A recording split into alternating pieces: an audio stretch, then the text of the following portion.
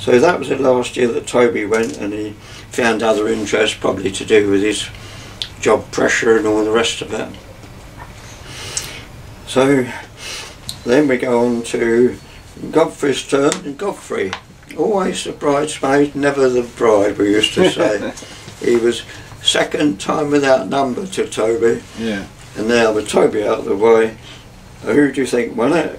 With Mason Blanc, one of his own. He's a very good builder. His best boat really was Paranoid, Oh, yeah. but he won this in Mason Blanc. So that was running out of Godfrey's record here. He won that one. And now we've got another new one in Bergfield. Now Bergfield can be one of my other stories, because Bergfield, a couple came up for this special event we had at Broxbourne a few weeks ago, organised by Yachts and Yachting, and they were both from Bergfield. Oh. And Bergfield is not far from Reading, but it always used to be the site of a very, very big aerodrome. And my wife's sister, Beryl, and her husband, Malcolm, they had the pub at Bergfield, and the sailing club hadn't hardly started in those days. And they had it, and then a few years later the RAF camp got closed down, and they moved, and their next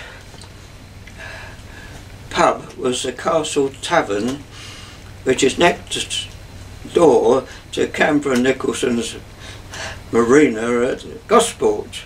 Oh. In Mumby Road. Mumby Road is where Crusader is situated.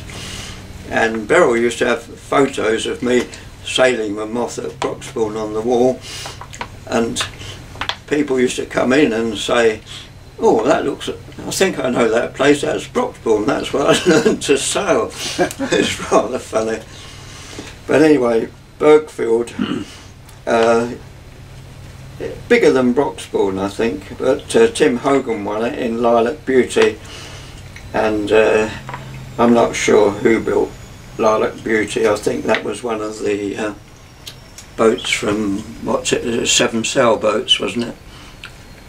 I think, I'm not entirely sure, but I think that's where it came from.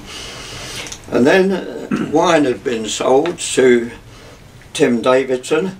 Tim Davidson, of course, won the championships quite a few times after I finished this narrative in the following year, when Godfrey won at Buell Valley, again in Paranoid. But Tim was one of the Moth sailors in the most early days that I can remember, from Medley, where they had John Chaundy and a few others that I used to know well.